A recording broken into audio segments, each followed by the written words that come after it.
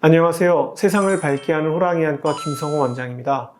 오늘은 유전성 망막 질환에 대해서 조금 또 말씀을 드리겠습니다. 얼마 전에 이 74세 되시는 할머님께서 시력이 자꾸 떨어진다고 검사를 받으러 오셨습니다.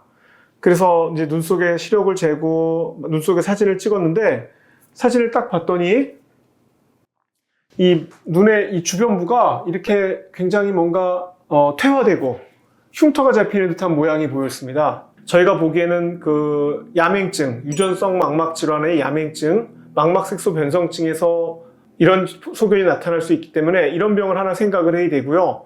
또 하나는 그냥 타고나기를 고도근시나 그런 환자들이 주변이 많이 위축이 됐구나라고 생각을 할 수 있는 소견이었습니다. 그래서 우리 환자분한테 뭐 특별히 어렸을 때부터 야맹증이 있어서 저녁 때 뭐 어두운 곳에서 활동하기가 어려운가 뭐 그런 것들을 물어봤었는데 아무런 그동안까지는 문제는 없으셨다고 합니다. 그래서 이제 계속 또 묻고 이야기하다 보니까 예전에는 안 그랬는데 최근에는 약간 색깔 구분이 잘 되지 않는다 말씀을 하셔서 색깔 검사를 했더니 약간 그 파란색 쪽을 잘 색깔을 구분을 하지 못하는 삼형 생맹이 의심이 되었습니다. 이분하고 계속 이제 얘기를 하다 보니까 이분이 자제분이 아들, 딸이 남매가 있는데 둘 다 어렸을 때부터 유전병 때문에 뭔가 시력이 안 나왔다고 이야기를 하셨습니다. 그래서 그러면은 따님이 유전병이 있다고 하니까 아들이든 딸이든 한번 모시고 와봐라 이야기를 했습니다. 그랬더니 이제 따님이 왔습니다. 그래서 사진을 딱 찍고 봤더니 이 어머니랑은 정반대입니다. 어머니는 이렇게 주변이 주로 망가져 있었는데 따님은 나이도 40세밖에 안 되는데 시력의 중심부부터 망가져갖고 어렸을 때부터 시력도 떨어지고 생각도 안 좋았다고 합니다. 그래서 우리가 이제 그 다음에 자가형광을 찍어서 좀 더 패턴이 분명하게 보려고 했더니 이분이 확실히 주변엔 이제 검은 자리들이 자가형광 사진은 이게 단순 흑백이 아니라 검은 자리는 세포가 죽어서 없는 자리거든요. 따님은 시력의 중심부가 명확하게 세포가 죽어서 없는 모양이 나타나는데 우리 어머니는 역시 주변에 손상이 있었습니다. 그런데 자세히 보시면은 어머니가 이게 화살 관역 모양이라 그러거든요. 그래서 이게 화살 관역 모양 망막병증이라고 하는 그 시력의 중심부도 분명히 따님처럼 심하진 않지만 변화가 시작되었었습니다. 그러니까 이게 둘 다 시력의 중심부를 주로 영향을 미치는 그런 원뿔세포 이상증 그런 병이 있는 거고, 근데 나이로 따지면은 이게 74세 어머니의 소견이어야 되고 이게 40세 따님의 소견이 되는데 거꾸로 좀 황반이 경하게 손상받은 게 엄마, 어렸을 때부터 심하게 손상을 받은 부분이 따님이었습니다. 그래서 또 따님이 재밌는 이야기를 하는 게 오빠랑 사촌 언니도 이 똑같은 병이 있다고 합니다. 근데 병원에서 진단명을 다 다르게 오빠도 그렇고 자기도 그렇고 병명이 다 달라지고 사촌 언니도 유전병이긴 한데 병명이 다 다르다고 합니다.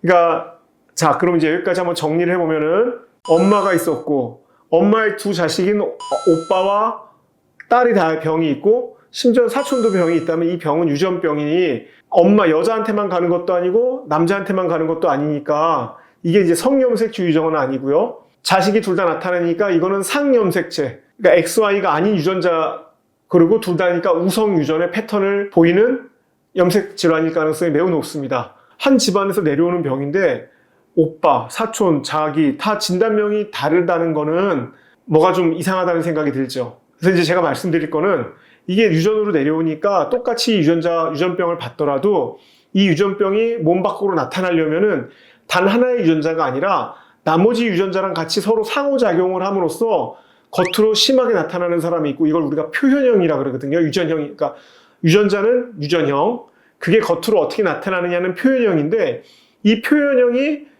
내 몸에 다른 유전자가 어떻게 서로 상호작용을 하느냐에 따라서 심하게 나타날 수도 있고 덜 심하게 나타날 수도 있습니다. 그러니까 엄마 같은 경우에는 유전자가 있지만 다행히 약하게 나타났던 거고요. 이제 제가 이 케이스를 들고 말씀을 드리고 싶은 거는 항상 그 유전형과 눈으로 나타나는 표현형이 일치하지는 않는다. 그 개인의 어떤 유전적인 형태 때문에 나타나는 그 정도나 발현되는 정도가 다 다르기 때문에 어떤 안과에 있어서 유전병을 진단할 때 이 겉의 모양만 갖고는 진단하기가 어렵기 때문에 정확한 병의 원인을 알기 위해서는 유전자 검사하는 게 꼭 필요하다 하겠습니다. 우리가 수십 년간 알고 있었던 그런 멘델의 법칙이 항상 일정하게 적용되는 것은 아니다. 그러니까 기본적으로는 그게 맞지만 그게 환자에게서 나타나는 것은 각 개인의 차가 있다라는 점을 오늘 또 이런 재밌는 증례를 가지고 시청자분들께 말씀을 드리려고 준비를 해봤습니다. 그래서 혹시라도 가족들 중에 그런 유전병이 의심되거나 또는 형제들이 나타나는 게 다르다고 해서 서로 다른 병이 아니라 같은 병이 다르게 나타날 수 있으니 이런 게 궁금하시면은 꼭 유전자 검사를 해보시기를 권해드리겠습니다. 지금까지 세상을 밝게 하는 호랑이 안과 김성우 원장이었습니다.